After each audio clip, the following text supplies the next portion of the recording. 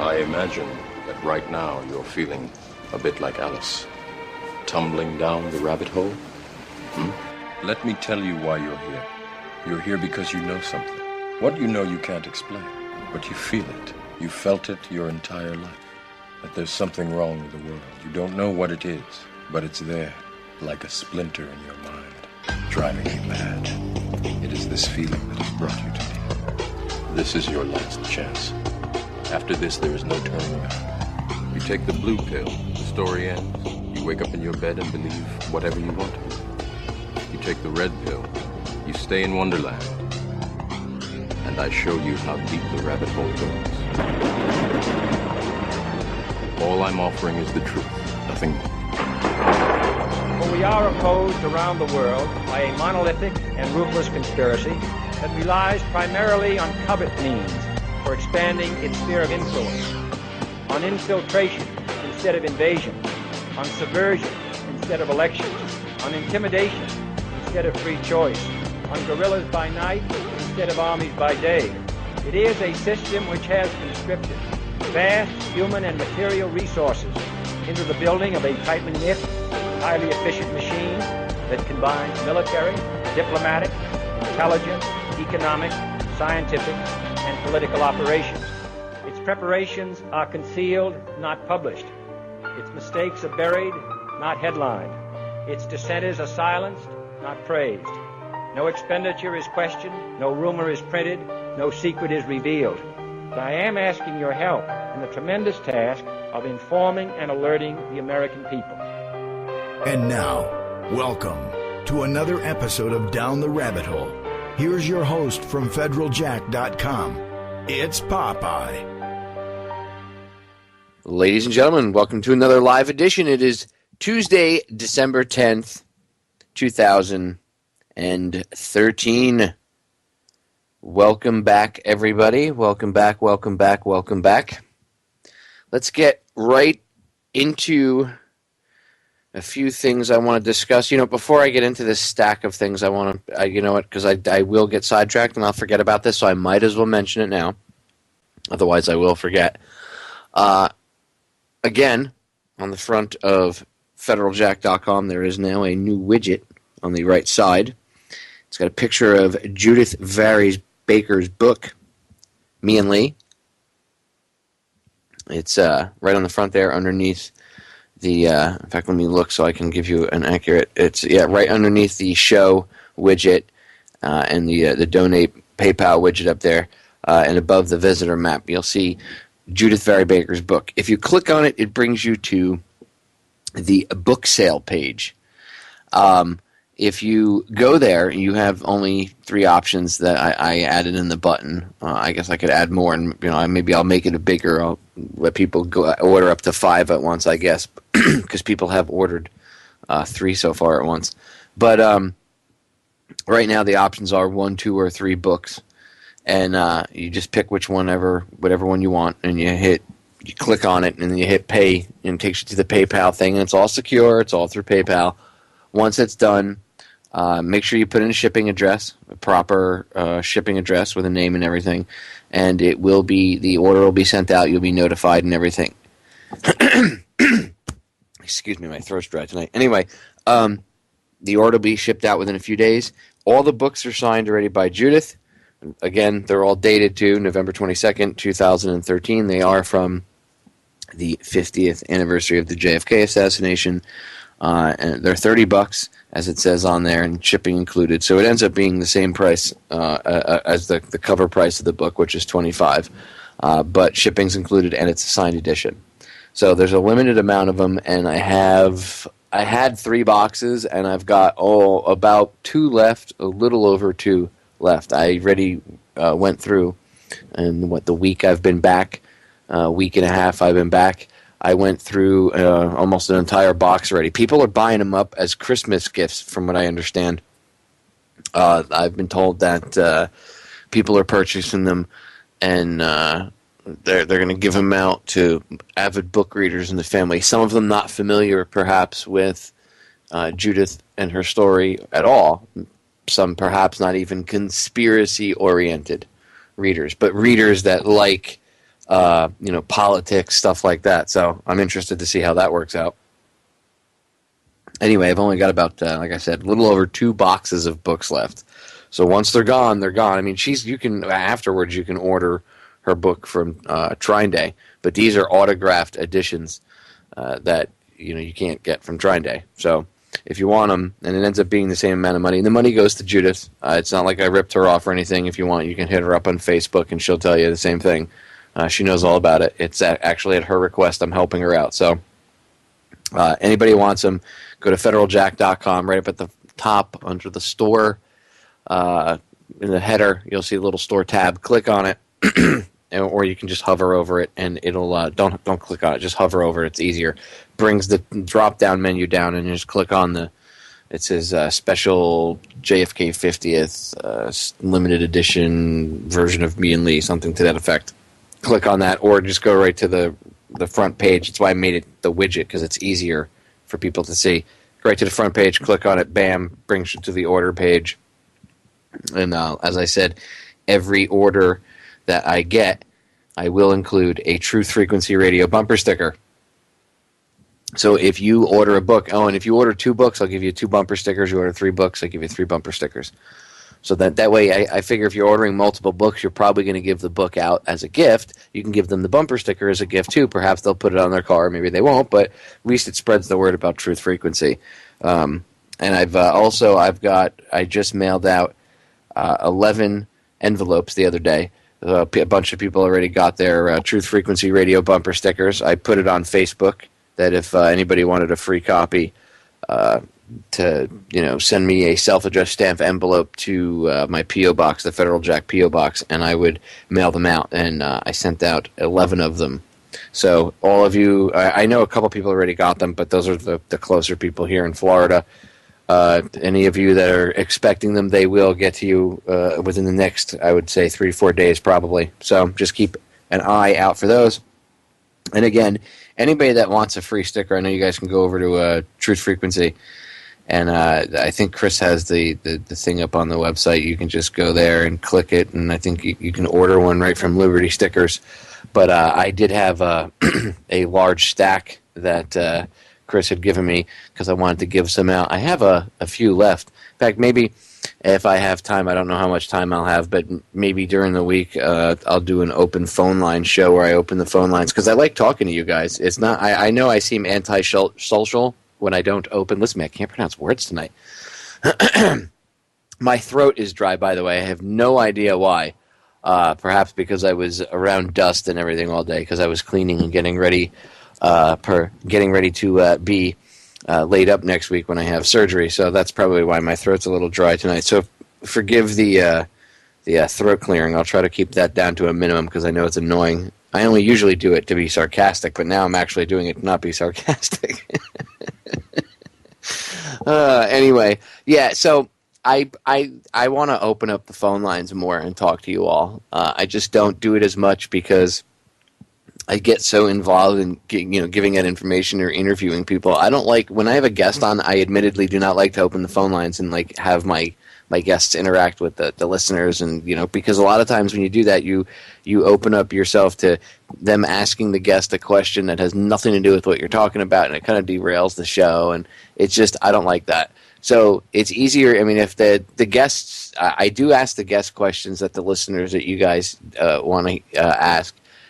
If it's done via the chat, because then I can kind of figure out which is a serious question, which is something good to ask, which isn't something good to ask, if we're not headed in that route or whatever.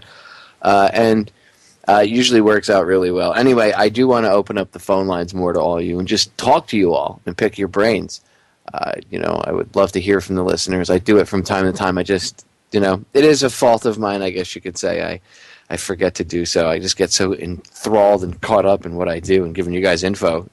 It's not really about me having a party chat line, but I will open the phone lines more. I'm interested to pick your brains and see how you guys feel, and just get your take on everything, ranging from like the JFK 50th to other things. So hopefully I'm going to try to allot myself some time this week, sometime to do it. Ooh! Before I forget, because I know I'll forget this too, I'm going to plug this.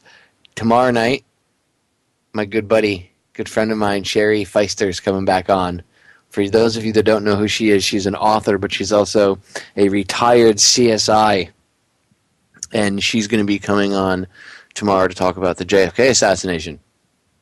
She's been on with me 3 times before. You can find my interviews with her under actually, if you want to go look them up under the download section, they're all on Federal Jack 2 posted, on YouTube and everything. But if you look under the JFK download section, all 3 of my interviews with her are there. And she's a forensics expert, and she wrote a book about the Kennedy assassination, looking at it from a forensics standpoint. And she's coming on tomorrow for 2 hours to hang out with us. So I'm excited to be able to talk to her again. Sherry's just an all-around great person, and her book is really, really good. So I'm looking forward to that as well. So I wanted to throw that out there before I forget those 2 things, because I constantly get caught up in things, and I knew I would forget that. Okay, so getting into what I want to discuss, getting into what I would like to get into tonight. I'm going to donate. There's one clip I'm going to give it's about 25 minutes long, but I want to play it for you. If I can, I'm going to try to put it in either, maybe I'll do it next segment, or I'll do it the second segment in the second hour, or one of the segments, and then maybe I'll just do it next segment. It's about what veterans, active duty, injured military are getting put through in the Army. And if it's going on in the Army, I'm sure the other services are doing this too. You're just not hearing about it as much, but it happens in all of them. I know my own experience via what happened with me in the Coast Guard, and this was back in 2003. So, I mean, I can only imagine what's going on in the other branches. But when branches downsize, and when they need to get rid of people and they need to cut ends, the military does a lot of interesting things to get people out. The Marine Corps likes to throw people out for being overweight. The Army likes to do the same thing. The Coast Guard does, Air Force, Navy, and there's a thing going on right now in the Army, and an investigation has released this information. And I'll let the clip get into it further, but basically, the Army to downsize and to save money rather than have to pay these guys benefits and be responsible in any way, shape, or form for taking care of guys that are injured. They're discharging them on bad conduct discharges. Now, if you know anything about what happens, yes, there are vets that can go out and they might do stupid things. They might do something dumb. They might act out and lash out.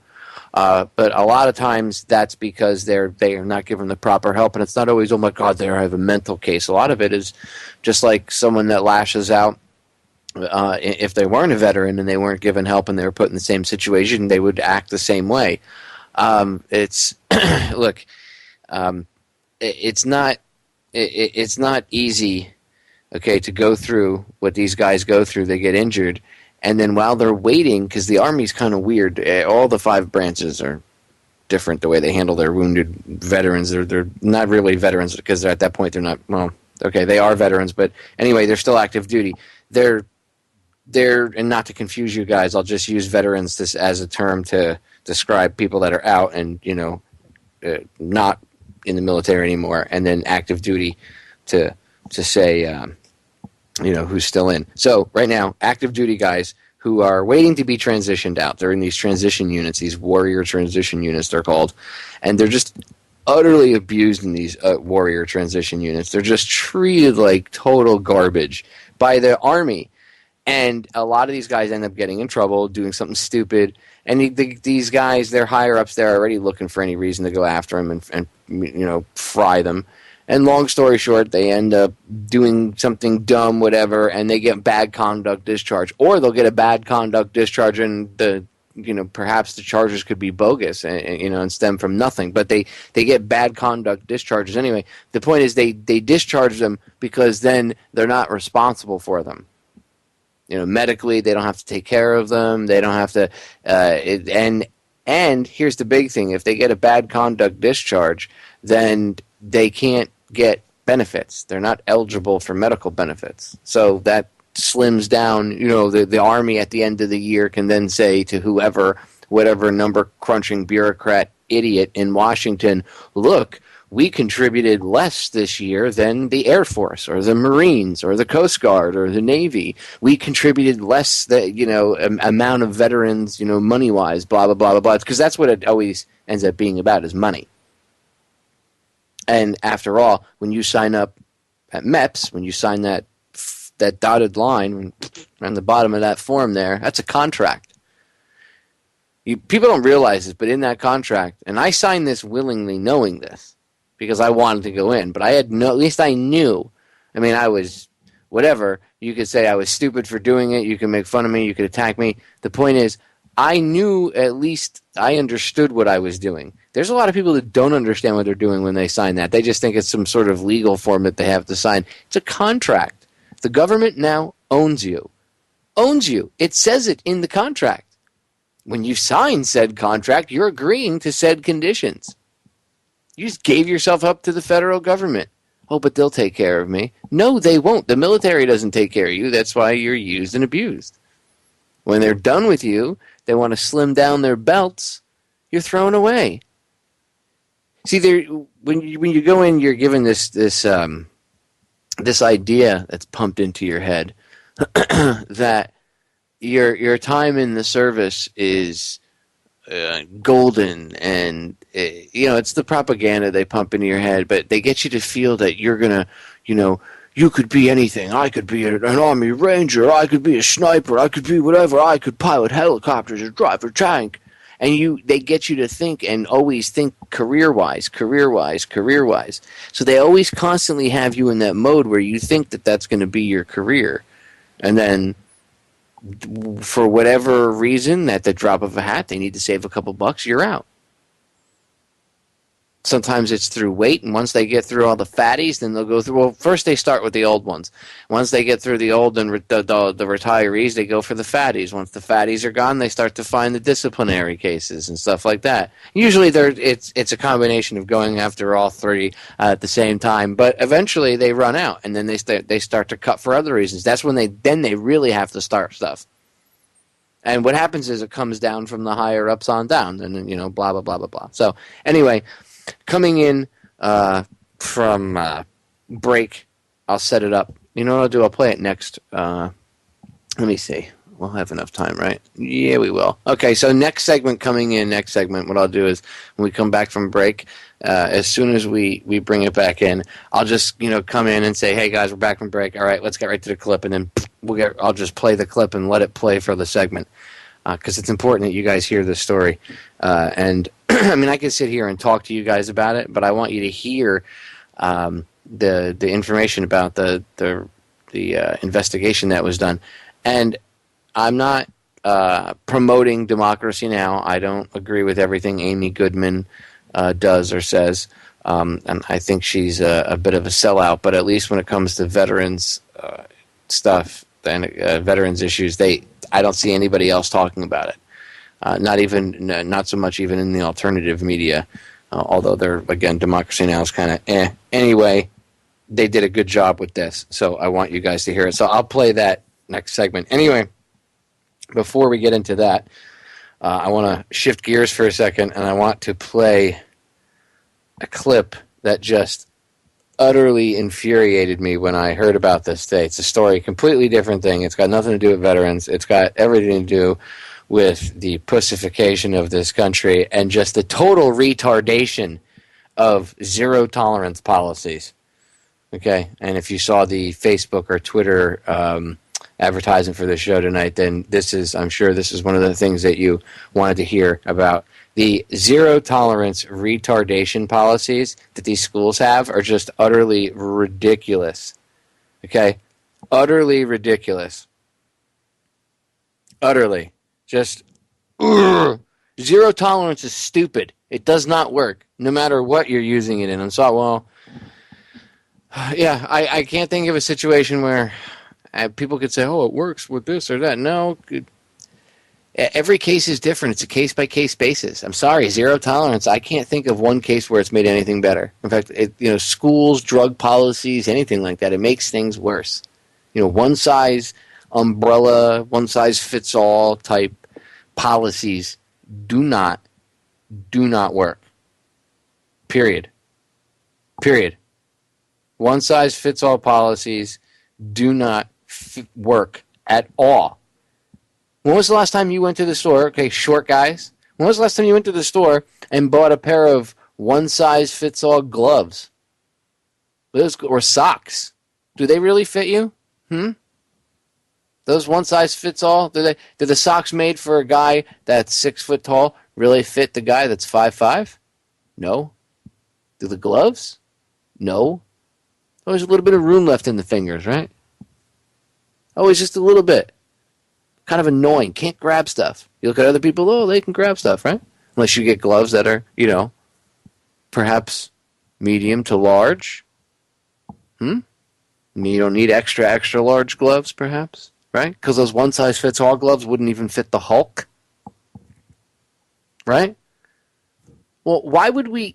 You wouldn't use those crappy gloves, right? You'd pay $25 for a pair of mechanics gloves that fit your hand so you can work properly. Why do we allow our laws to be like this? Why do we allow our policies, our school policies? Why do we allow our children to be subject to this kind of crap? I got to play this clip before we run out of time. Listen to this. I'm going to end up stopping and interrupting, but listen to this. This is just utterly ridiculous. Listen to this. 6-year-old Canyon City boy accused of sexual harassment by his school for kissing a girl on the hand and the cheek.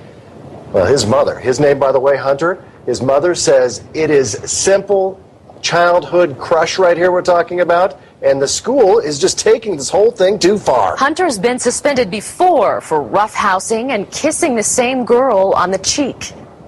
I did something wrong. She sent me to the office, fair and spoil. I feel sorry. I've been trying to be good at school. She was fine with it. They are boyfriend and girlfriend. Hold up. He's 6. He's 6. He's a little boy. They kiss little girls. What is wrong with these people? None of you ever kissed as children? Is that the problem? Maybe you're all still virgins? Is that part of the problem? The kid's 6 years old. 6! It's not sexual harassment. What is wrong with you people? But it gets worse. The kids are the ones that turned him in. One of the kids at the playground saw him kissing his little girlfriend, which obviously the parents know about, right? Saw him kissing his little girlfriend and ran and ratted on him. See something, say something. Little generation of rats. Other children saw it and went to the music teacher. And that was the day that I had the meeting with the principal where she first said sexual harassment. This is taking it to an extreme that doesn't need to be met with a 6-year-old. Now my son's asking questions. What is sex, Mommy? It should not ever be said sex in the sentence with a 6-year-old. The school superintendent says Hunter's record will remain within the district and that his actions fit their description of sexual harassment. But we're asking, what kind of impact will this punishment have on a child? And what kind of message is the school sending to other children? We talked to a child psychologist to get you some answers. KRDO News Channel 13's Olivia Wilson joins us now to explain the ramifications of a sexual harassment case against a 6-year-old. Lincoln School of Science and Technology is home to young growing minds from kindergarten all the way up to 5th grade. 6-year-old Hunter Yelton is one of them. I spoke to a child psychologist today who says kissing a girl on the cheek and hand, like Hunter did, is normal behavior. During our talk. Sandy Wortley is a psychology professor at UCCS, specializing in children's sexual development. She says she wasn't surprised when we told her about Hunter kissing a classmate. For most 6-year-old boys, absolutely. That would be a normal behavior. But she was surprised to hear the school suspended him. That really gives mixed messages, negative messages to the kids. Oh, look! A child psychologist saying it's normal behavior for a little boy, and she's not surprised at all, but she's actually surprised at the way the school handled it. Yeah, so am I, because I would assume that all those idiots were children once and all had childhood crushes. Morons. Little boys pull little girls' hair and push them down and stuff to get their attention. Who doesn't know this? Who doesn't know this? I had girlfriends when I was 6, 7 years old. This is just utterly retarded. Part of development is just as important, if not more, than their academic subjects. Wardle believes the term sexual harassment could have serious consequences on a child. I don't think a 6-year-old would understand what harassment is. That has some longer-term implications. She says, if anything, this is an opportunity to talk. For so long, we're like, ooh, no, don't kiss, don't talk about it, don't ask questions. And to have a discussion with Hunter, the girl involved, their classmates, and all parents. Move away from that, we don't do this, to in what situations is it acceptable? Because what may be acceptable one place isn't always acceptable at another. You may have different rules about showing an affection than you do maybe at home. Worley assured me that children at that age are simply curious about the differences between boys and girls. Live at the Newsplex, Olivia Wilmson, KRDO, News Channel 13. Okay, I have to say, of course, genius, weren't you that age once? Were you a sexual predator? I'm gonna go and get me some tail. The kid's 6. This is what our country has become. Welcome. Just great. Well, let's all give ourselves a round of applause. Lovely. Be right back. All right, we are back, ladies and gentlemen, and I want to get right into that clip I told you about. This is a story of the Army getting rid of wounded warriors to cut the budget, getting rid of them so they don't have to pay them benefits by kicking them out with bad conduct discharges.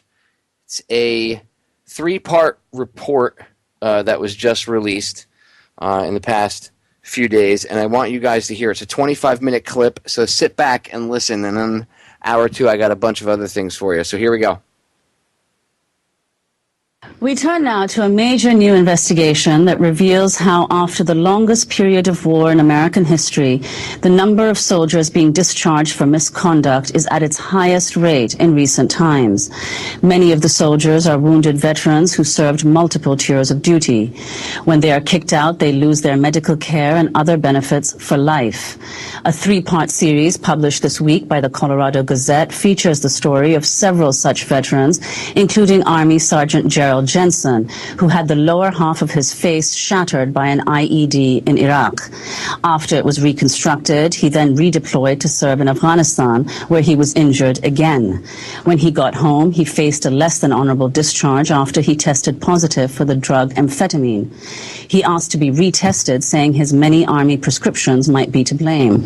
But his commander refused and instead gave Jensen the maximum punishment, cutting his rank to private, docking his pay, and canceling surgery to fix his face so he could spend weeks mopping floors, picking weeds, and scrubbing toilets. This is Jensen speaking to the Gazette about how soldiers don't seem to have the same workers' compensation rights as everyone else. If you were walking down the stairs with your briefcase in your hand and your stack of papers in your hand, and you tripped on a corner of the rug in your office building and fell down the stairs, would you expect the people that you work for to pay for your medical bills and take care of you if you weren't able to come back to work? Why shouldn't we? The reason why it's a bigger deal with us is because usually somebody doesn't jump out of a corner in the stairwell and shoot you with an AK-47 when you're at work. They expect us to fulfill our contract that we signed when we enlisted. They expect us to follow our orders. They expect us to do what we're told. They expect us to die if that's what happens. So in that contract, they agree to take care of us when we agree to serve. They're not taking care of us. That was former Army Sergeant Gerald Jensen, his jaw badly damaged. His story is part of a major investigation published this week by the Colorado Springs Gazette called Other Than Honorable. Top Army officials have so far refused to comment on the series. For more, we're going to go to Denver right now to Dave Phillips, the reporter who uncovered the story. He's also the author of the book Lethal Warriors, When the New Band of Brothers Came Home. In 2009, he wrote the award-winning 2-part series country's casualties of war. Welcome back to Democracy Now!, Dave. Tell us more about Gerald Jensen and how he fits into this three-part series that you have now just published. Gerald Jensen is really like an incredible story. I think most civilians would have, it would be impossible for them to imagine. He's a man who got hit by an IED while driving through downtown Baghdad, and it went right through his head, right in front of the ear, out this other side, and essentially shattered the entire lower part of his face, including his sinuses. He wasn't supposed to live. He was in a coma for months. Doctors assumed if he ever came out of it, he'd be brain dead. And the day that he woke up, he got out of bed and was walking around. And after 13 surgeries, he told the doctors, the Army doctors, hey, I want to go back and serve my country again. I want to deploy with my old combat unit. And so he did. He went back to Afghanistan, and he went to a really vicious corner of the mountains in the south, right along the Pakistan border. There he was put in charge of a little mountaintop outpost that took fire from the enemy almost every day. He was injured there again when he was running to a gun post and fell and re-broke his face. He went back again to the United States, where he was scheduled to have many more surgeries, and he went into a wounded warrior battalion, a special unit in the Army that was created to care for these seriously wounded troops, help them get better, help them transition out of the Army. He said when he got there, he encountered a hostile environment where soldiers who were struggling with all sorts of issues were written up for the smallest things. He himself was written up for little things like not showing up to 6 a.m. Formation because he had bad infections in his sinuses. He tested positive for amphetamine, and he said to the Army, hey, look, I'm on Sudafed from the Army. Would you retest this? I think it's a mistake. And this is a man who had had a spotless record before. And the Army said, I wouldn't believe this if I hadn't heard a tape of the conversation. His commander of this special medical unit said, I'm not going to retest that. That's not our job. Instead, she recommended that he scrub toilets, even though doctors were saying, this guy's too sick to do this type of stuff. And maybe most upsetting of all is while he was doing all this extra duty, he had been scheduled to have surgery to have dental implants because he'd lost all his teeth in these injuries. And the commander, he says, canceled his surgery.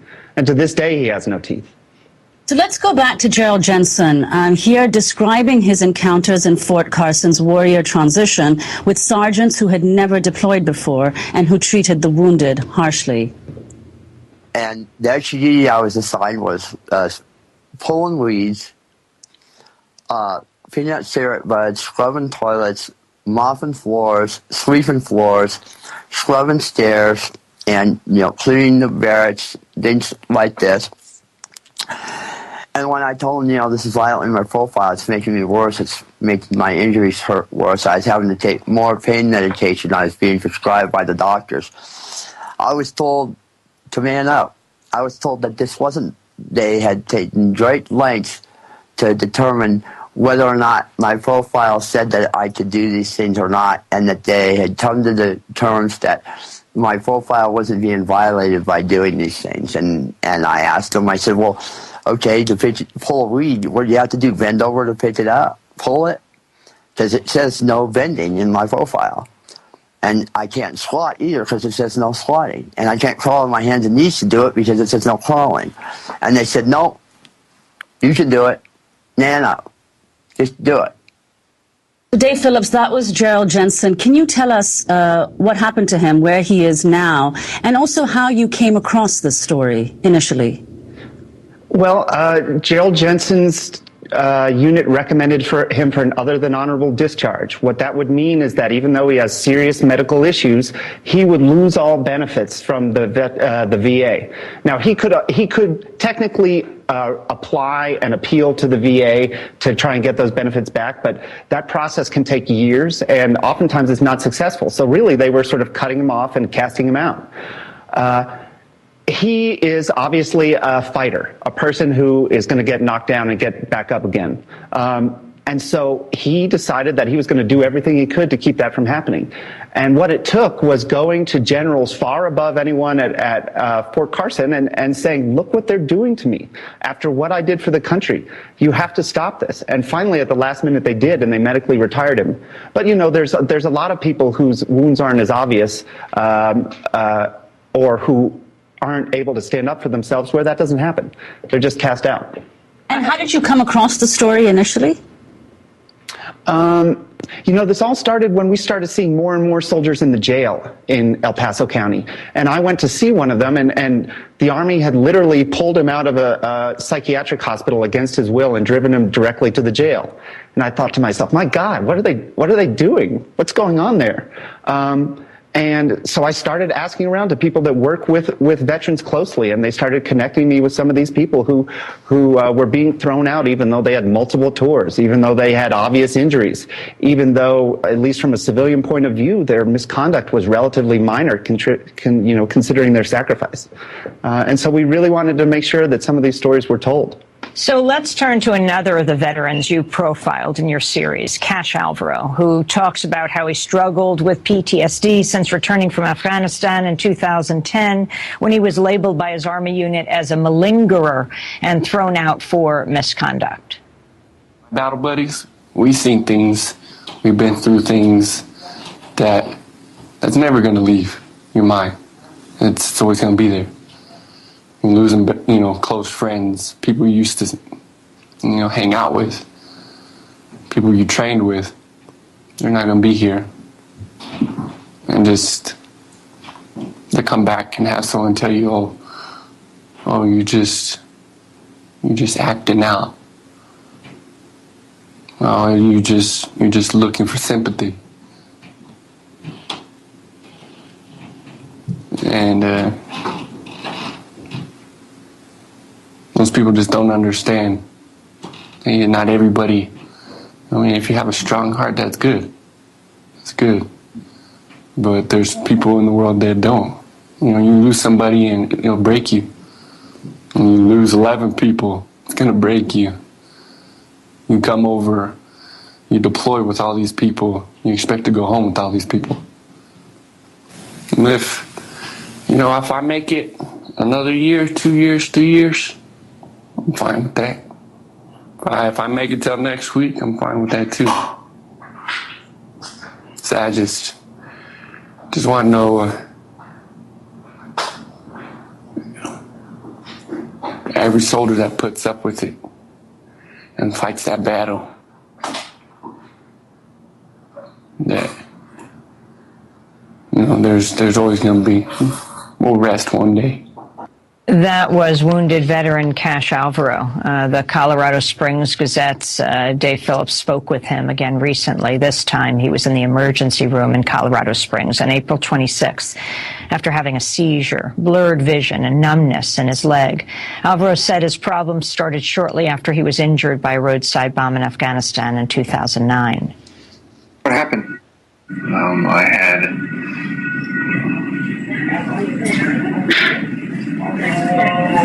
numbing and tingling in my leg today and yesterday, and then I've had severe headaches and double vision in my left eye, and I haven't been really able to focus. And my sleep is also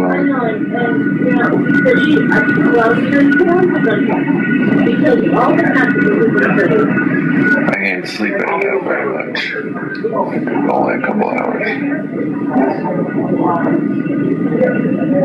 How bad had your vision gotten? Oh, my left eye is completely blurry. And I read it, okay. I can see some things in my right eye. So why'd they bring you into the hospital? Because they were afraid that I might have this onset of a stroke. Any idea what the doctors think? No, not yet. Gave me a CAT scan and drew blood already. That's Cash Alvaro. Just a couple weeks ago on April 26th, Dave Phillips, you were at his bedside. Where is he now? How does he fit into the story? He's, a really sad case. One of the reasons we thought maybe that the number of discharges were going up, misconduct discharges were going up in the Army, was that a lot of these guys might have invisible injuries, PTSD or a traumatic brain injury that you couldn't see. And a lot of times even doctors can't tell, the severity of them, what is misconduct and what is an injury.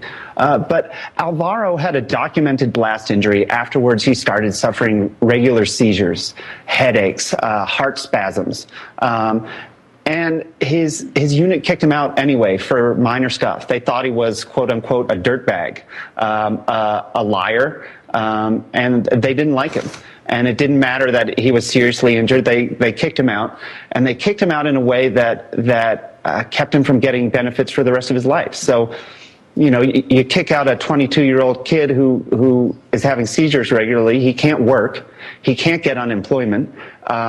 He's had no family to fall back on, and he's homeless right now. He's staying for a little while with a veteran here in Denver who's helping him out, trying to get him some medical care, but he has nothing. He has nothing at all.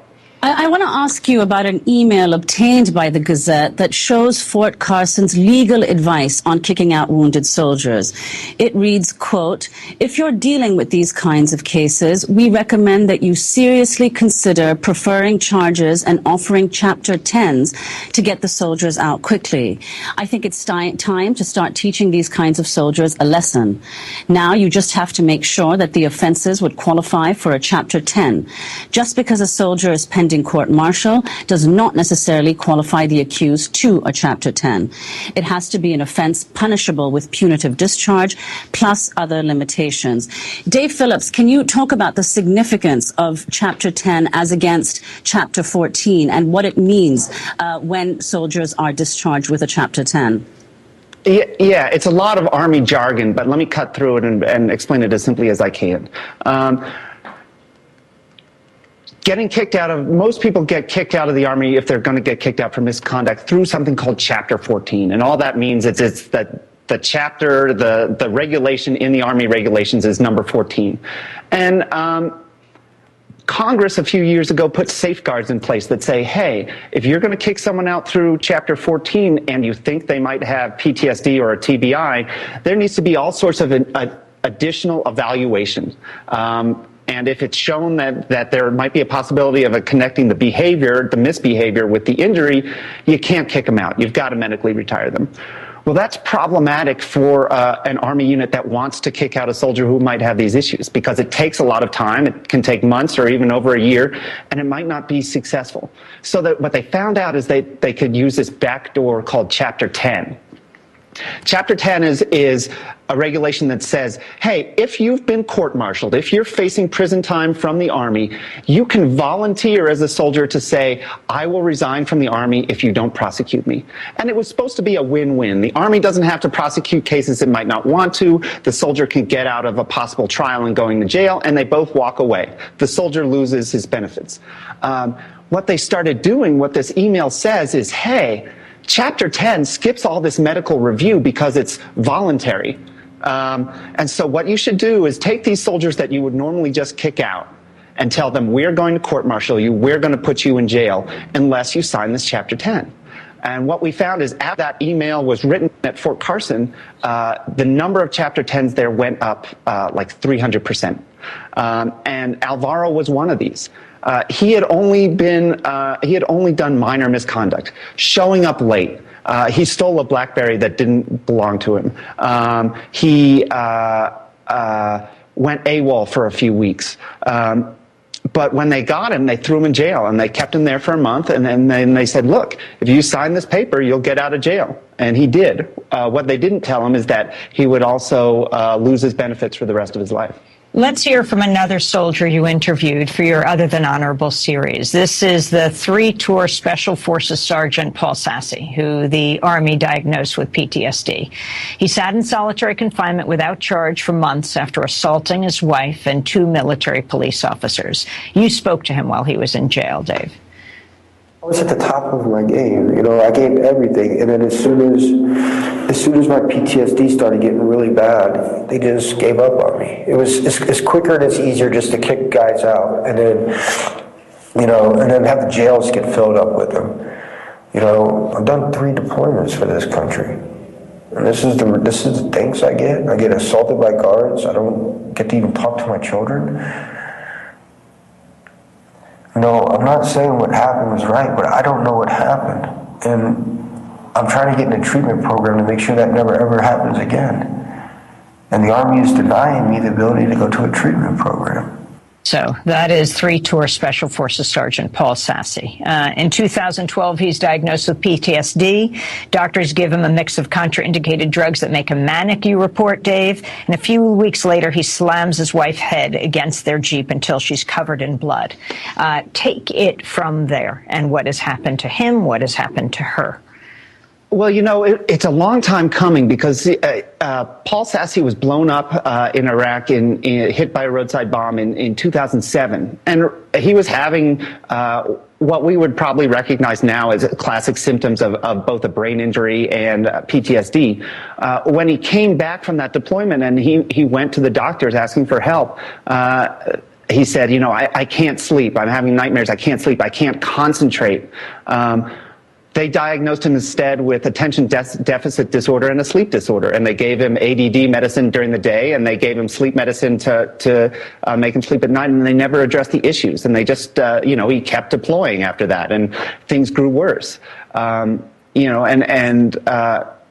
they finally did diagnose him with PTSD, they gave him medicines that government guidelines say shouldn't be mixed, that are dangerous to mix. A few weeks later, he assaulted his wife, beat her up bad, and beat up the military police that came to stop him. Of course, they threw him in jail, right? Where else can you put someone like that? But the people he served with in Iraq, officers at Fort Carson were saying, hey, take this guy out of jail and put him in an inpatient treatment place. This guy's sick. He shouldn't sit in jail. Fort Carson didn't respond. What's tragic about that is he sat in jail totally unmedicated, growing even worse, and he assaulted guards in the jail. And so he's facing charges for that, and if he's convicted of those, he faces 15 to 48 years in jail for something the Army did. All right. David Phillips, you've also pointed out that Department of Defense studies have shown that both brain injuries and PTSD make it far more likely for military members to be discharged.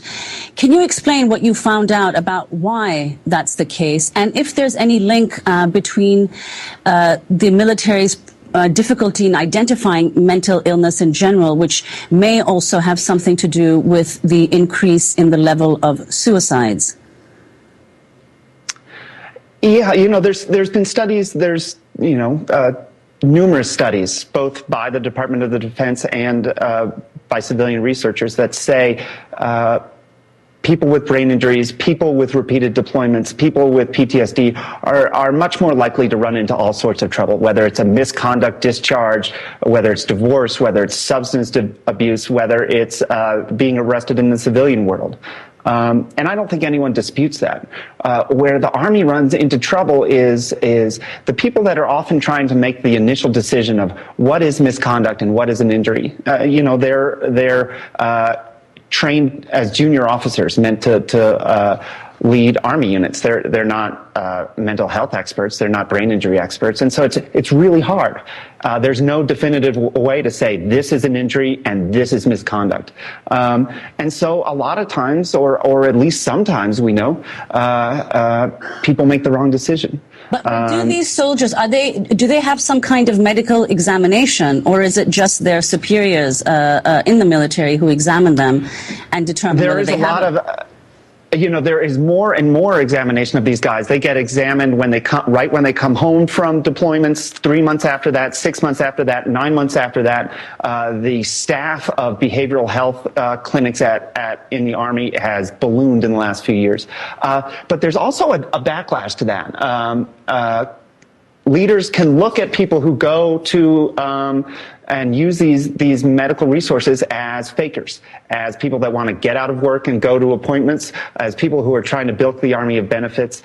That doesn't always happen, but we've seen a number of cases at Fort Carson where the command simply doesn't believe the doctors that say, oh, your soldier has a brain injury or your soldier has PTSD.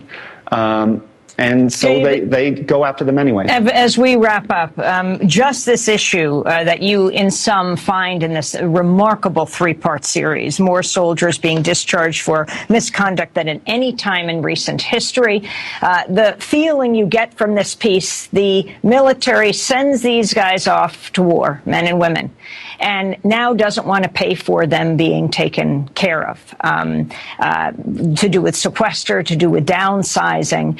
And no matter how horrific their crimes are, like this guy Sassy beating up his wife, they are then just released into society if they're not arrested, and they're not taken care of at all. That's right. First let me say, if you want to see more photos and video and read these guys' stories, it's at Gazette.com. But you're absolutely right. The Army's difficulty in dealing with this is not an Army problem. It's a societal problem. We're talking about over 2 million people who've deployed in the last 10 years. Over 500,000 of them have more than 3 deployments. These are people who may have issues that they need our help with. And if the Army isn't sort of the first responder, the person that gets them on the right track, and the Army, in fact, through its actions, is banning them from care for the rest of their lives, that's going to affect our society for a really long time. We may be experiencing another thing like we saw with Vietnam vets. Dave Phillips, we want to thank you for being with us. We will certainly link to your series at democracynow.org. Investigative reporter who covers military veterans for the Colorado Springs Gazette. His 3-part series published this week is called Other Than Honorable. He's also the author of Lethal Warriors, When the New Band of Brothers. Disgusting behavior. But as I said, at the end of the day, it's all about money. And that's pushed from the higher down. Now, I'm sure the guys in that Wounded Warrior unit, the ones that were treating the injured soldiers like garbage, they probably weren't getting any monetary compensation. But it comes down from higher up, and they're trained dogs, and some of these guys are so into it. Well, there's also that attitude, if you get hurt, you're a shitbag. Anyway, break's coming up, ladies and gentlemen. Don't go anywhere. We'll be back in a few short, quick minutes. When we get back, I have a whole bunch more things I want to tear apart and slap around. Don't go anywhere. We'll be right back. Ladies and gentlemen, we are back with hour number 2 here on tonight's live edition of Down the Rabbit Hole. I am your host, Popeye, from FederalJack.com. It is December 10th, 2013. Everybody keeps saying to me, Popeye, what's on your Christmas wish list? Listen to me. Wished. I took 2 words and melded them together. Popeye, what's on your Christmas wish list? You know what? Nothing. I wouldn't want any gifts. Wouldn't want, if you guys could physically give me something, I wouldn't want anything like that. What I would want you to do, what I would urge you to do, and I try to do this every year, but I do this all throughout the year, but especially right around now because everybody's in that giving mood. Go out and do random acts of kindness for people that benefit you in no way, shape, or form at all. Period. I don't want to, the guy gave me a pack of cigarettes, or, no, I don't get no free sandwiches, no nothing, not for you anyway, for the person. You want to feed a homeless person? Tear it up. No benefit to you. None. The benefit will be in the feeling you get for doing something good for somebody that doesn't do anything back to reciprocate. Try to pick somebody that can't reciprocate. I mean, if they can, and you have to talk them out of it, that's one thing. But try to pick somebody that's less fortunate than you. Instead of wasting your money going out and buying gifts, doing stupid things, wasting your money, commercial products, Black Friday type garbage. Go out and do random acts of kindness. If you're going to buy a gift for somebody, why don't you buy a pair of slippers for somebody that's homeless? Maybe a pair of nice warm shoes or something. Maybe you have some clothes in your house that you don't need anymore. How about you just give them away? They're sitting there. A lot of people have stuff sitting in their house that they don't need. I still give away clothes. I go through my clothes about every 6 months. In fact, right before we went on the road trip, Mrs. Popeye and I gave away 3 bags of clothes. And when we came back, there was another 2 bags that of stuff we went through. You know, packing stuff or unpacking stuff and putting things away. You know, you still find stuff. Oh, wow, I haven't seen this in 5-6 years. I don't need it. Give it away. Don't give it to Goodwill, though, because Goodwill's a bunch of dirtbags. Give it to the Salvation Army. If you're going to give it to anybody. Better yet, if you know of local homeless people, give it to them. You know what I used to do when I lived in South Beach is I used to take my laundry, clothes, stuff, whatever, that I didn't want, sheets, towels, and at one point I had enough that I would take these plastic bins and I would take the bin and I would put out in a corner where I knew there was a lot of homeless traffic, and I put a sign up, free, please take me, for homeless people, and within hours it would be gone. There's no shame in it. They're not going to bite you. Yeah, you might want to keep, your head on a swivel. Don't just run up and try to give homeless people hugs. You don't know who they are. But if you know of a local, area where there's a lot of homeless people, drop off a box. Take a cardboard box, put some clothes, whatever clothes in it, and then put a sign on it. Free. Please take me. Free for homeless. Free for whoever. Let them come and take it. Don't worry. They'll come rate it. Maybe you know a local family that's really poor, really destitute. Maybe you're a member of a church and you know somebody in your church that's poor and destitute, a family that doesn't have a lot of money. Maybe you should take up a local collection for some clothes and some stuff for them.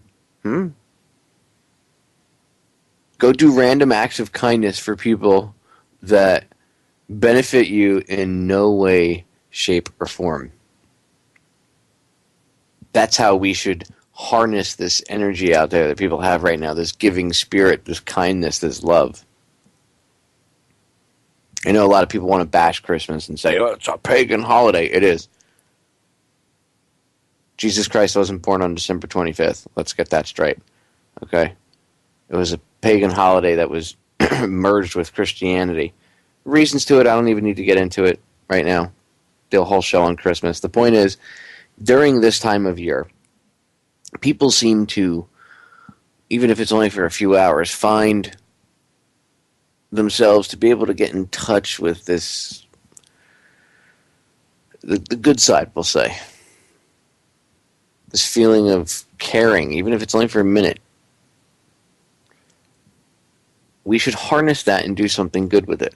Instead of berating people, don't get me wrong, I completely agree with what Mark Dice did on Black Friday. Kudos to him. I know sometimes I don't agree with everything he does, but that was awesome. If no people haven't seen it, he bullhorned all these people that were lining up. But I think it was actually Thanksgiving evening that he went out and did it dressed as Santa Claus. And kudos to him. Somebody needed to do it because those parasitic losers lining up outside to get the latest plasma TV are the exact reason that these poor people have to go and leave their families and can't have a holiday with their family and sit down and have a day with their family because these parasitic idiots want their stuff. And I'm sorry, if you lined up in a tent and you listen to my radio show and you lined up in a tent on Black Friday or Thanksgiving, Why do you listen to my radio show? I have to question that. Like, as much as you're trying to wake up and fight the system, you're feeding it. Don't be part of the problem, be part of the solution. So anyway, I'm not bashing people that, go after Christmas, the paganism and everything, but I think that the one thing that we forget to address is that there is the spirit of goodness that people seem to latch onto at this time of year. We should harness that. So go out and do random acts of kindness, okay? And if you can, video it, put it up on YouTube. Okay, I'm not asking you you don't have to say my name, you don't have to say the radio show's name, you don't have to say Truth Frequency. Feel free to, but you don't have to. This isn't a competition, you're not going to win money, I'm not going to give you a t-shirt or anything like that. Although, I guess if you say Truth Frequency Radio, we'll figure out a way to get you a bumper sticker. Anyway, the point is, it's not about me. It's about if you put the video up on YouTube and showing you doing random acts of kindness for other people in some way, shape, or form, or helping out, it'll inspire others to do it. That's how we're going to get back this sense of community and the sense of caring about one another, is by doing these type of things. Like I've had, whenever I have stuff, I don't like to throw things out, right?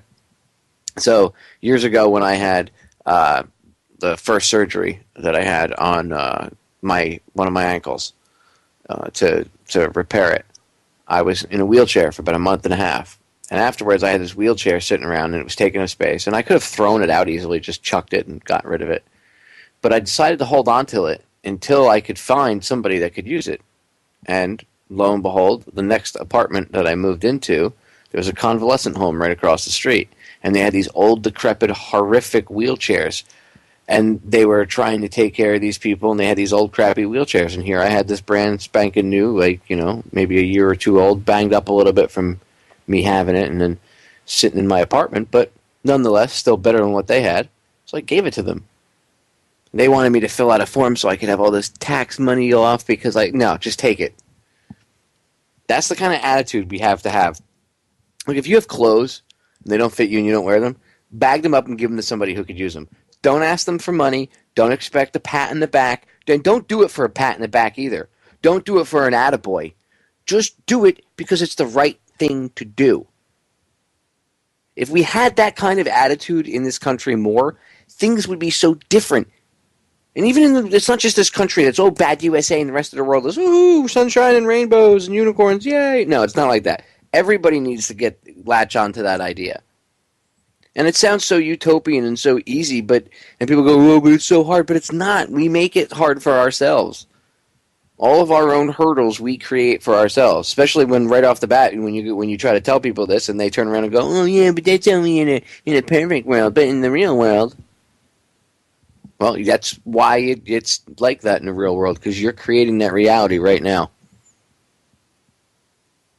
Thoughts create reality. I've talked about quantum physics before. Anyway, positivity. Try to create that light at the end of the tunnel. I constantly tell you all that you are that light at the end of the tunnel. That you're the hero, the superhero that you've been waiting for to come rescue you is actually you yourself. Well, be that light. You want to do good things, you have to actually go out and do it, just not talk about it. I randomly do kindness. I randomly do good things. People I have no clue who they are. I've stopped in the middle of the street and helped old ladies across the street. That's the kind of guy I am. I'm an old school Boy Scout. Doesn't mean I'm perfect either, but I try to practice what I preach. What I'm trying to tell you is, if we did this, if everybody did this, the world would be that much of a better place if everybody was just that on the lookout for other people. Instead of on the lookout, oh my God, they could be Al Qaeda. How about, oh, that old lady needs some help across the street. But instead they have us fearing each other, right? That's why the little kid went and ran and told the music teacher, oh my God. Well, whatever the hell his name was, the little kid, the 6-year-old, oh my God, he's kissing so-and-so.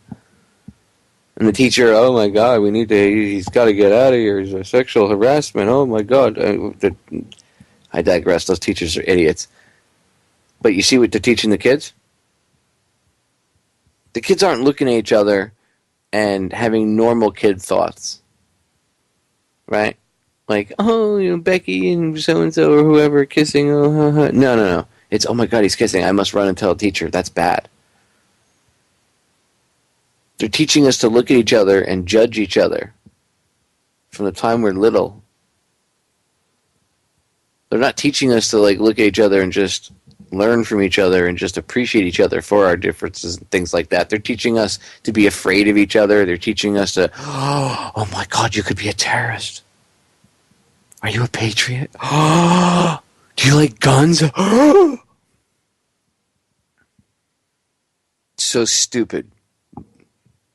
Unless, of course, you understand what they're doing, then it's not really stupid. It's genius.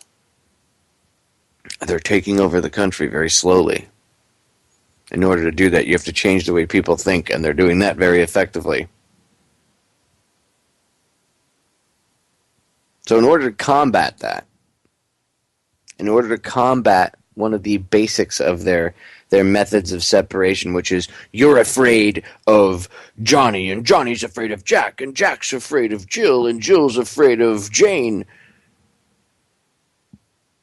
I know, I went through the J's there, sorry. Instead of being afraid of each other, instead of everybody, oh my God, the neighbor could be a terrorist, let's do quite the opposite. Let's get rid of the fear, because, again, one of these universal laws that doesn't matter if you believe it. I've talked about with you all with Mark Passio. In fact, I got to get Mark back on. But it doesn't matter if you believe it. There's certain universal laws that are just the way it is. The universe runs on two frequencies, and this isn't new agey. This is the way it is. There's two for basic frequencies: fear and love.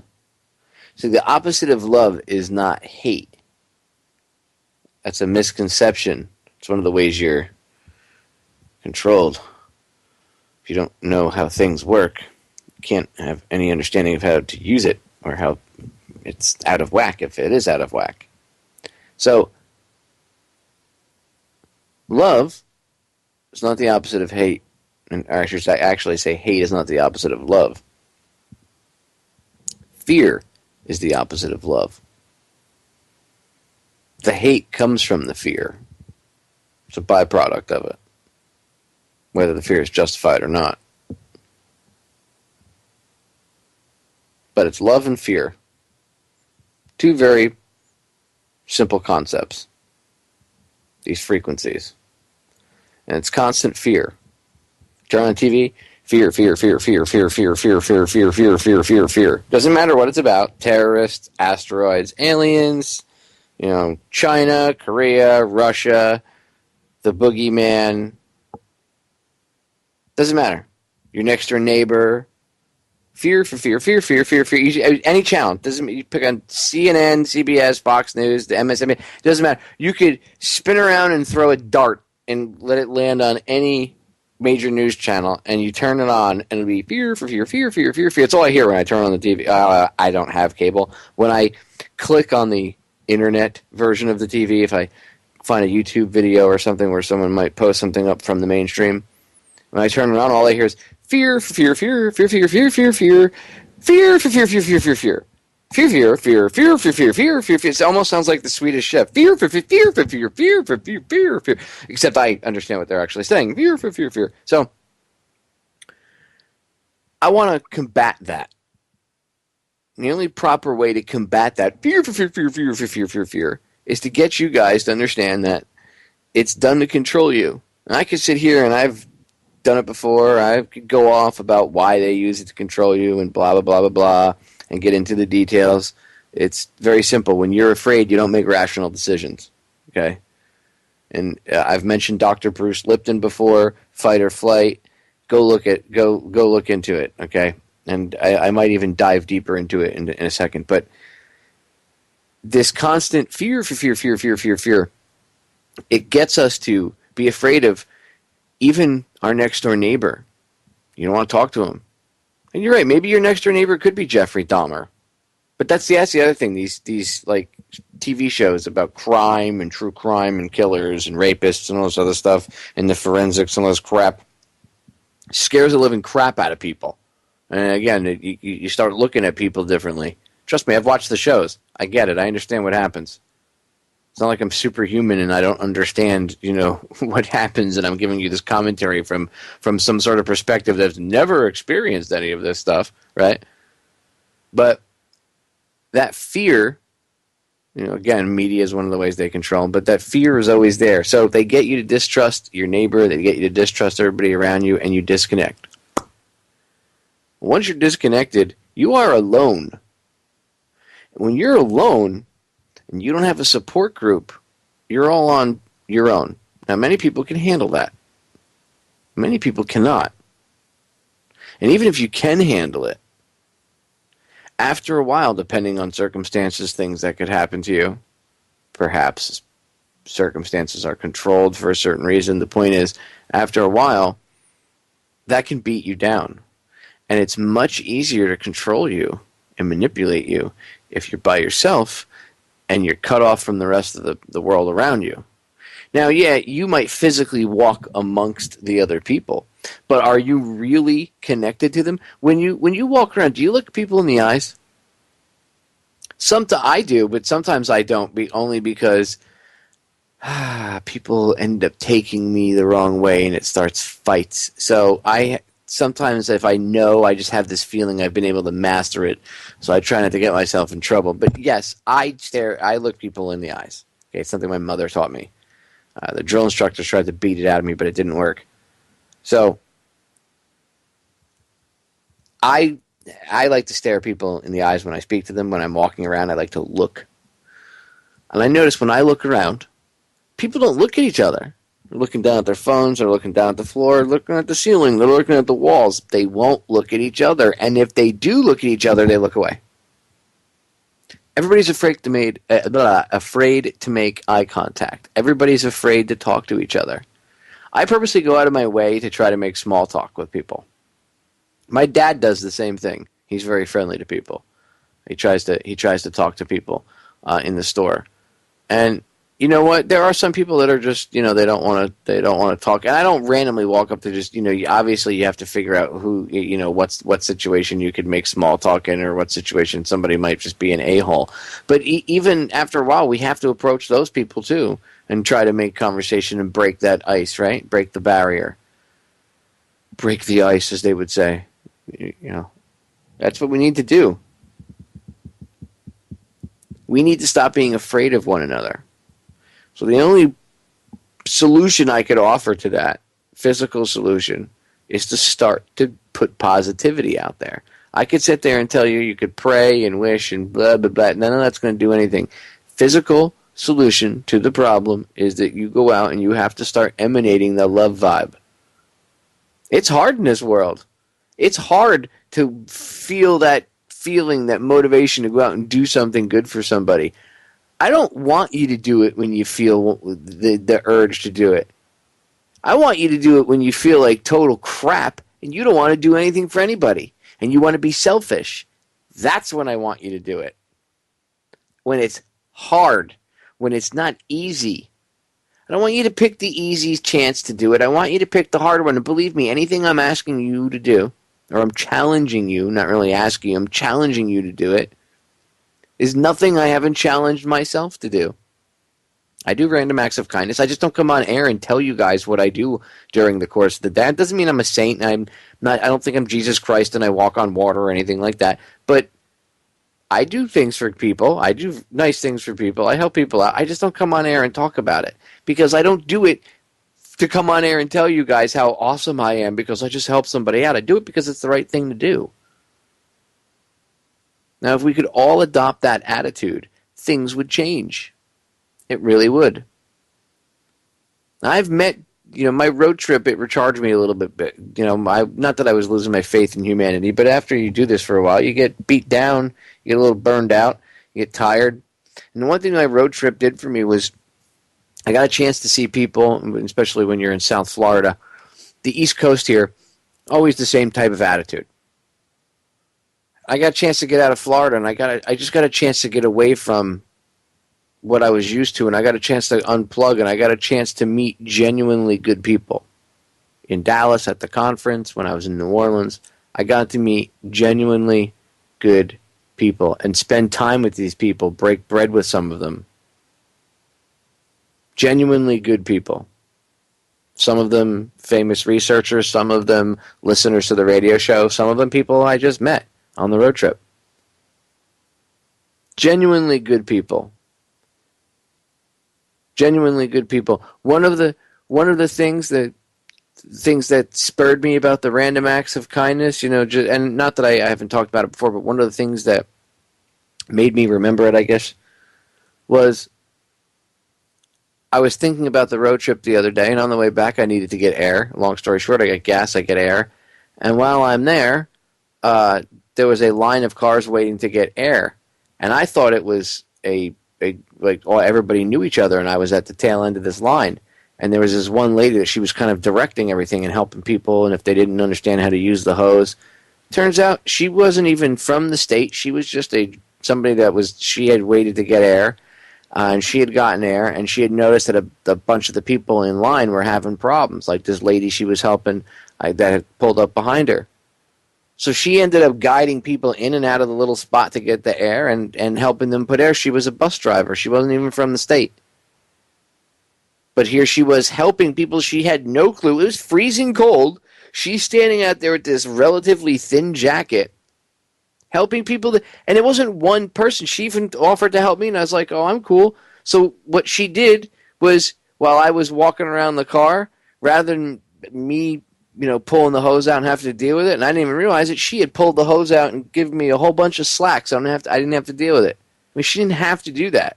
And then once I was done, she was able, because I guess they had two vehicles and there was a line of people. And that's the other thing. She was so nice. Instead of taking up the whole thing because there was a line of people, they aired the one car up, and then the other one waited until all the other people in line had gone through. So she sat there and helped everybody, and then aired up the other car, and then they got back on their merry way. Didn't have to do that. She could have been selfish and aired up the tires, aired up the second car, and then hop back in their car and taken off. She was right there. And actually, I mean, it really wouldn't have, I mean, you could say it would have been selfish. It wouldn't have been selfish. They were there in line, right? But she didn't. She didn't. And I didn't know this random woman. I didn't know who the hell she was. Had no idea who she was. None. And yet she offered, she did. And it wasn't like so she pulled the hose out and gave me some slack. You think, oh, who cares? But she didn't have to do that. She helped me. Doesn't matter how little bit of a help it was. The fact remains that she went out of her way to help me out. And she stood in the freezing cold in this tiny little coat. Even my wife was impressed too. My wife was like, wow, she's, once she realized what was going on. I'm glad I saw that. I'm glad that was the universe sending me a message. Go out and do good things for people. Go out and do random acts of kindness. And don't just, keep it to the holiday season. You should do it all year long. But right now, let's harness that energy that everybody has, that giving energy. Let's harness that.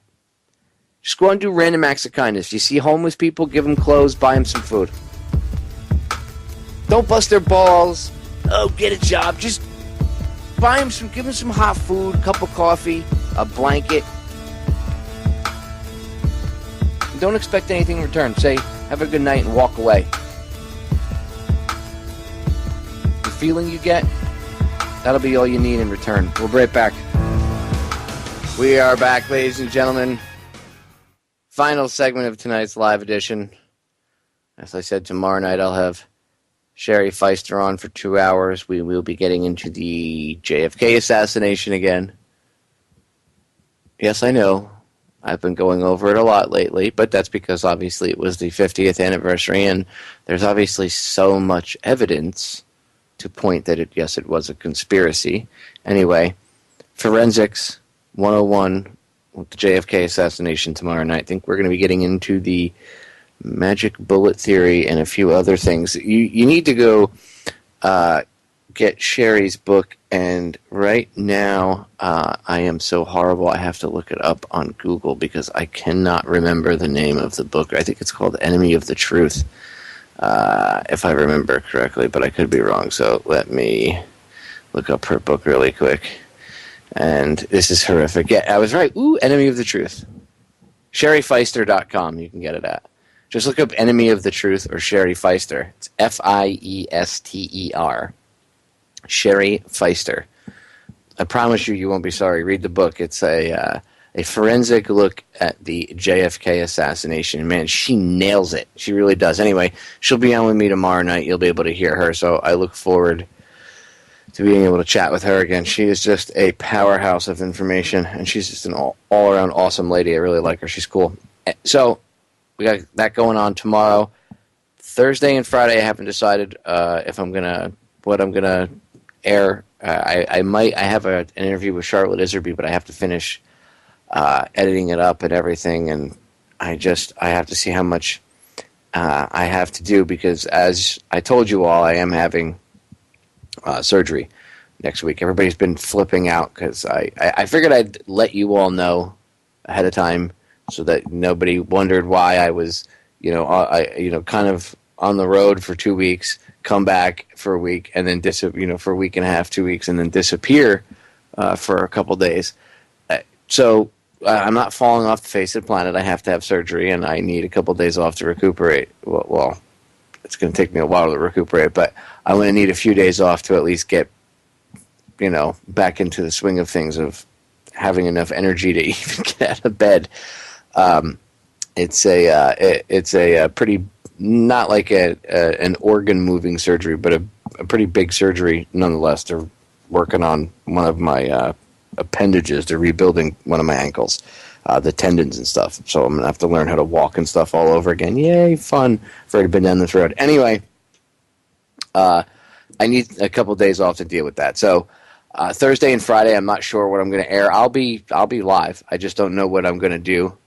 If I'm going to be able to get to the Charlotte Iserby stuff. I have a bunch of things I want to do. I have so many possibilities, so I'm not really worried about it. And then next week, Tuesday, Wednesday, Thursday, maybe even Friday, it's kind of up in the air. Tuesday and Wednesday, I probably won't be live. I'll probably put rebroads on, only because I'm going to feel like I got hit by a bus. So I'll pick some decent rebroads to put on for you guys. But I like to try to keep in touch with you all and let you know what's going on. And I'm sure everybody appreciates knowing rather than not knowing. And I know if I was a listener and I didn't know where the host that I like to tune in was and just, went off or whatever, I'd like, what the hell happened? It's better if the person's going on vacation, but so-and-so will be filling in for me or whatever. So I'm having surgery. I will be live, while I'm recuperating. You guys will hear me bitching and moaning about how much pain I'm in, I'm sure. Actually, I usually don't complain. I've even gone on air before when I've had surgery. I've had other operations, and I've come home that day and, 2-3 hours while I'm outside of the operating room, I was on air. But this one, because I've had it before, I know what to expect.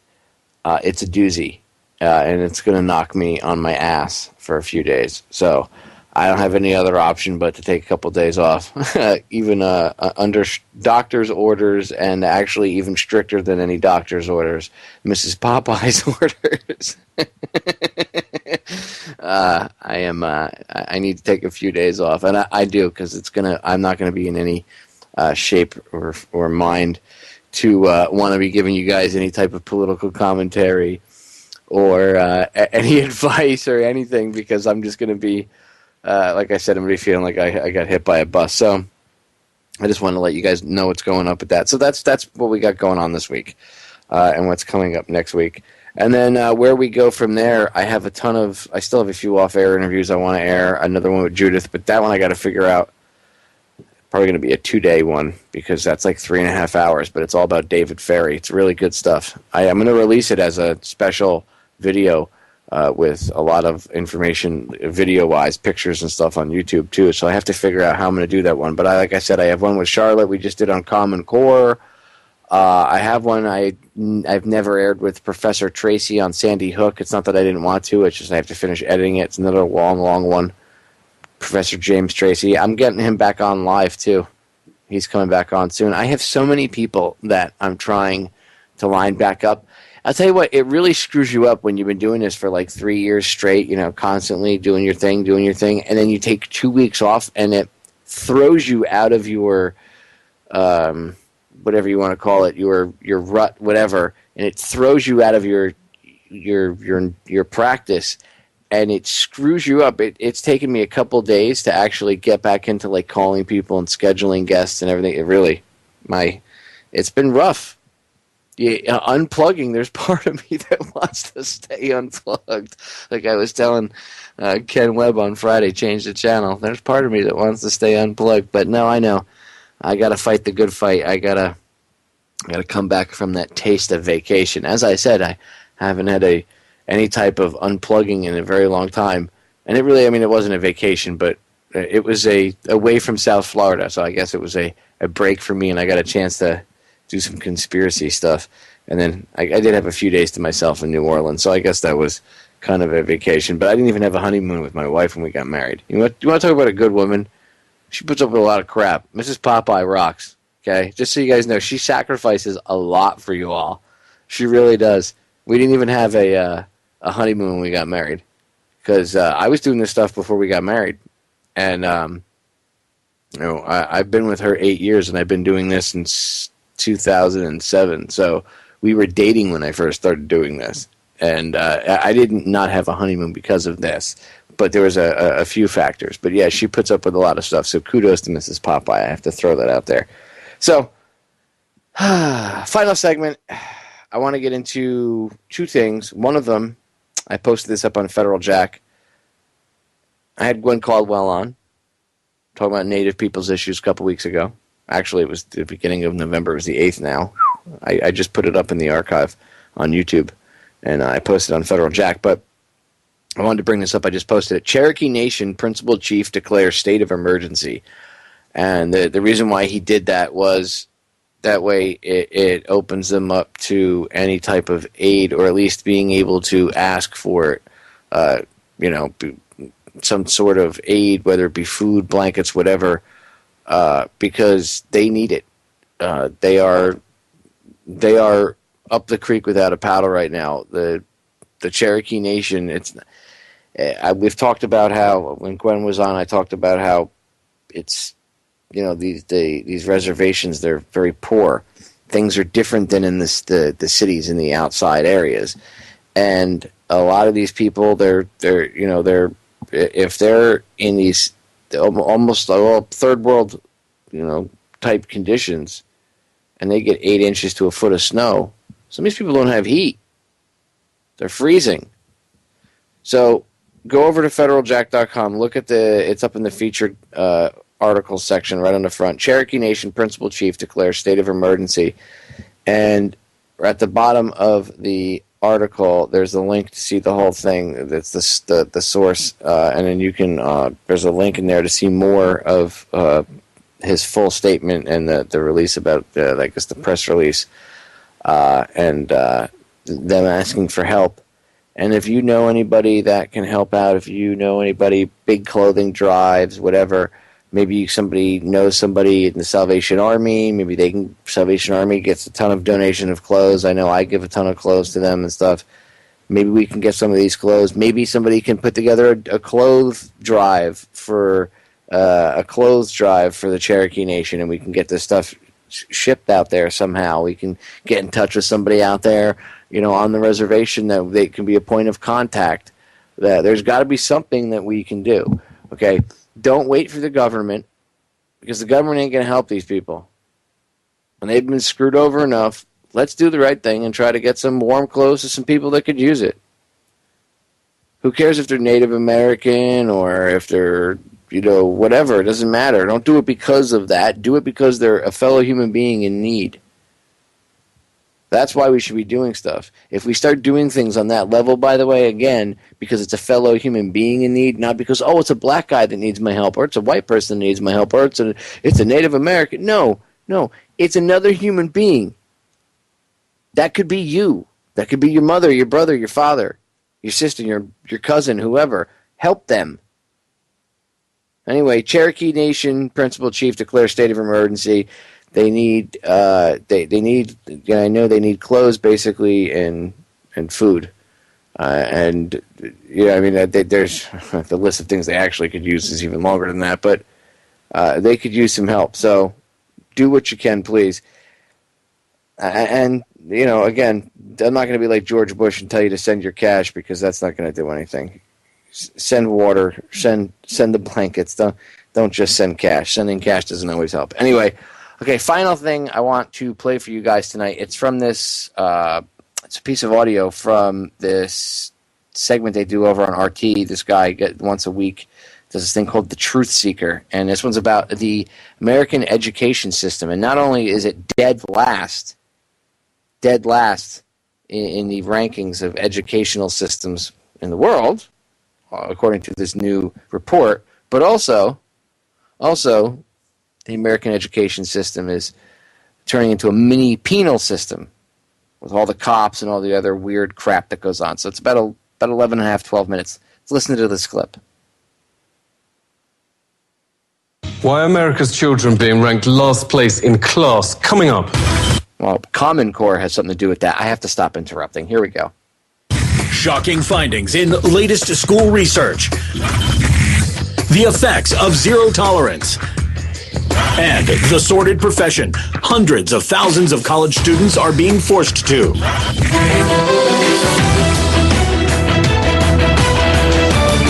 The OECD's latest skill figures put young Americans dead last. In an article titled Measuring America's Decline, The New Yorker notes a shocking slide in U.S. education is no longer in question.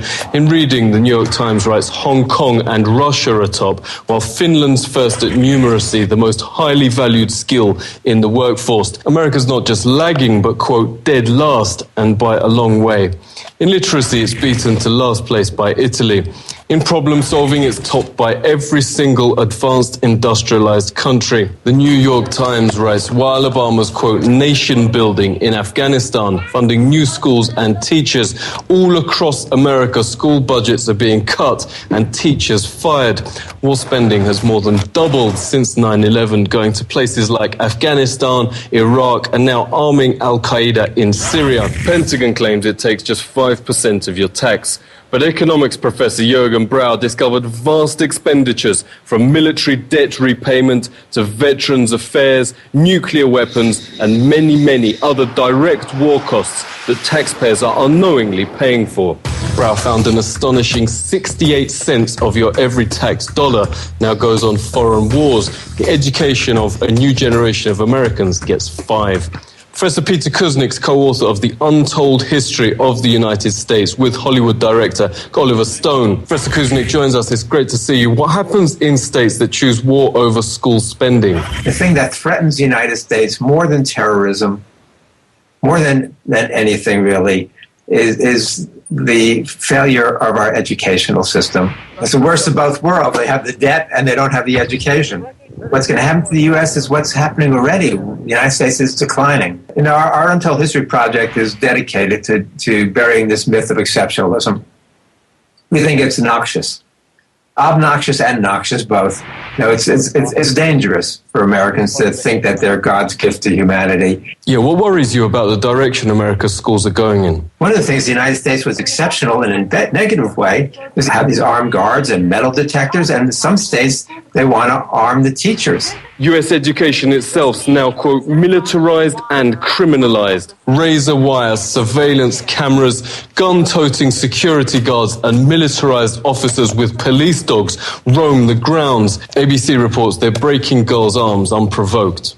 He went from 0 to 60 without any provocation. Had this been a regular person doing this, that person would have been criminally charged. Another school security guard broke a girl's wrist, reports Fox News, for spilling some crumbs of a birthday cake, then arrested her. When her mother went to school to find what happened, she was arrested too. And just for taking this photo of the security guard, a classmate was arrested for good measure. Almost all US schools now have policies dubbed zero tolerance, reports USA Today, for behavior previously called childish or just normal. It's leading to the most bizarre criminal records. Girls arrested for using perfume. A 12-year-old girl who doodled "I love my friends Abby and Faith" on her desk was actually arrested by police and marched out the school in handcuffs. I was a trouble kid like these kids. I was labeled a trouble kid. And look who's on the radio talking to you all now. These are the future forward thinkers. That's why they're shutting them down now. In a class, when a little girl kissed a little boy on the cheek, authorities called in police and child welfare. Authorities admitted it was not sexual. School kids who have a bottle of Scope mouthwash or who flick a rubber band are expelled. A 7-year-old was arrested in the cafeteria for nibbling his Pop-Tart into the shape of a hill. Kids now even arrested for burping. And US school children now don't need to do anything wrong, notes investigative site StoryLeak, to be forced on mind-altering psychotropic drugs. We were told that if we did not follow up with their evaluation of ADHD and take him to the pediatrician and get him on Ritalin, that Child Protective Services could charge us for educational and emotional neglect. From the very first grade, Big Pharma teams up with authorities to screen school kids as mental patients. Prozac reps hold, quote, National Depression Screening Days to push their products in high school assemblies, which all students must attend, and hand out Prozac gifts. Pop a pill and everything will be all right, notes the Washington Times, was the message. ADHD is a means of making pain patients out of normal individuals, and once they are given a prescription and put on medications that are virtually never discontinued, they have lifetime pain patients. That's what's behind the epidemic. Screening questions are so generalized that every living being on the planet qualifies. Do you feel sad, blue, unhappy, or down in the dumps? Sometimes. I've had periods of great optimism and other periods of equally great pessimism. Yeah, that happens a little bit. My heart beats faster than usual. I feel sleepy, shortness of breath, gained weight, trembling hands. I have an idea that most of these are going to be sometimes. Everyone has. As in everybody? Alright, my score totaled 42. Bipolar disorder, moderate to severe symptoms. I absolutely believe that the survey for Teen Screen was intentionally structured to flag as many children as possible as having a possible mental health problem. We can't know how many American heroes never will be due to the drugs forced on them as children. If you manifest any number of symptoms like easily distracted, blurting out an answer before you're asked, daydreaming and looking out the window, fidgeting at your desk, unable to sit still, that these are symptoms of this mental disorder called ADHD. What do you think about that? That was me. All those things were me. Seriously, if this had been the way things were run back when I was growing up, I'll tell you, they would have had me so doped up, you guys never even would have heard of me. Anthony Gucciardi is the editor of StoryLeak. It's great to see you. What's going on? This is what happens in a society that is now beyond Orwellian. We've had parents contact me and say, hey, my children were in the classroom and they were learning about history and they asked a simple question, maybe about a historical event, and they said, so you're going to have to go to the doctor because you have ADD or ADHD. Just being active, just having an active mind now is against the system. It's now considered a mental illness. What happens when someone takes these drugs? When I was very young, in the classroom, I was speaking to my peers and I was asking a lot of questions. They sent me to my doctor, and I filled out a form. I think it had 5 questions on it. The number one question was, who is your hero or who is your idol? And all of these weird Orwellian questions that had nothing to do with actual science at all.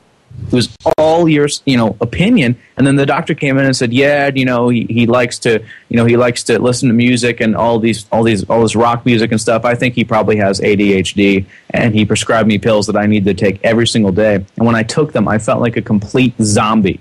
I could not even put sentences together. It was wrecking my brain entirely. And this is the same thing I hear, same story, time and time again, across the board, everyone that was put on them. This is turning people into literal zombies. I mean, you walk on the street in America these days, you can see it in their eyes. You can see the way they're cogitating things. They just don't understand what's going on. Makers of Prozac are just one of the corporations that now control school teaching. This is a genuine curriculum and lesson plans that the Center for Commercial Free Public Education uncovered. First graders are taught to count with Domino's pizzas. Geography is taught as cities where Tootsie Rolls has factories. First graders are taught to read through Kmart, Pizza Hut, M&M's, Jell-O and Target logos. For biology class, students have to watch Exxon's video that the Valdez oil disaster was, quote, a great example of environmental protection. Kids spend a whole week of academic time learning the life cycle of a Nike sneaker. In return for giving Coke exclusive pouring rights, the Colorado Springs School District pledges to make their students drink, quote, at least 70,000 cases of Coke a year. The official nutrition curriculums created by McDonald's and fried potato chip manufacturers. Half of all schools in the US are forced to watch something called Channel 1 TV in class every day. A Johns Hopkins University study found an incredible 80% of the content was non-educational fillers and ads. Save $5, text CLEAN to 467-467. Clean and clear and under control. Josh Golin's Associate Director of the Campaign for a Commercial-Free Childhood, CCFC. It's great to see you. Why shouldn't corporations write the school curriculum? Kids go to school with the expectation that in their best interest, if they're just seeing messages from McDonald's or Coca-Cola because they paid the most, that's the antithesis of education. A few decades ago, top universities like Berkeley were completely free. Government cuts are pushing fees to impossible levels. A Stanford science degree costs $42,000. At a top German university, the same degree is $150. Forbes points out public funding keeps it around the same cost as in Kenya. German firms like Mercedes, Siemens and Porsche get to pick from thousands of top qualified engineers each year. Now in the US, an astonishing 400,000 high school graduates each year who want to go to college can't afford it. If they want a higher education, most teens must borrow astonishing amounts. I'll definitely be over $100,000 in debt by the time I graduate, so I'll be paying that off for the rest of my life. Robert Applebaum also expects to be paying back tuition fees for the rest of his life. His petition for the Student Loan Forgiveness Act garnered over 1 million signatures. Robert joins us. Thanks very much for coming on. So Congress just cut another $1 billion in school funding. How will this situation end? An idiocracy. We will have a nation of dunces, of people who are completely uneducated because they can't afford to go to school. The figures are astronomical. People getting into $200,000, $400,000 worth of debt. We will only have the elite rich who are able to afford to go to college. To pay their way, hundreds of thousands who do get to college are turning to prostitution. Students are now the major users of the many sites which hook up young girls with rich older men for sex. In return, sugar daddies, as they're known on the sites, fund part or all their college fees. What do you think we ought to do now? What are you thinking is a good idea? Well, I have a couple of thoughts. Yeah? I'm a man after all. Yeah. So I know that it's not right. It says in the Bible it's not right to sell yourself for money. And times like what I'm going through right now, I feel like there's an exception. The New York Times writes, American companies now rely on qualified foreigners from countries with more effective education systems.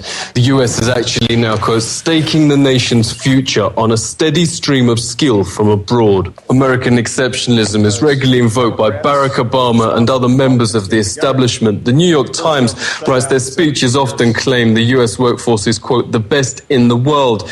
May do wonders for self-esteem. Times warns that for a long time that's just not been the truth. And the way America treats its younger generations, that it's rock bottom, seems hardly surprising. Seek truth from facts. This is The Truth Seeker.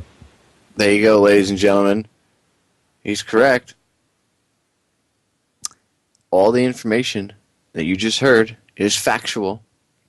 I know it might not be happy information. It might not make you want to ride a unicorn that farts rainbows, but guess what? It's the truth. They're creating dumbed-down automatons. Why do you think there are people that actually will blindly still follow Obama and be like, he's the greatest president? Because they've got people to be that out of touch, to be that unplugged. So we still have our work cut out for us. But as I say to you all the time, ladies and gentlemen, there is a light at the end of the tunnel. That light is all of us. It's shining off of us, showing us the way. Tally forth. This is Sparta! We're going to win. Don't lose hope. Catch you all again tomorrow night. Till then, I love you all. Look inside yourselves. The solutions to our problems are most definitely an inside job. I'm out of here.